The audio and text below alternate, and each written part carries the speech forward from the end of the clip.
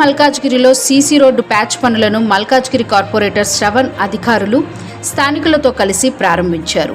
ఈ సందర్భంగా శ్రవణ్ మాట్లాడుతూ ఓల్డ్ మల్కాజ్గిరి నుండి సర్దార్ పటేల్ నగర్ వరకు వివిధ సందులలో దాదాపు 80 లక్షల రూపాయలతో పూర్తి స్థాయిలో ప్యాచ్ వర్క్ చేపట్టాలని నిర్ణయించినట్లు తెలిపారు.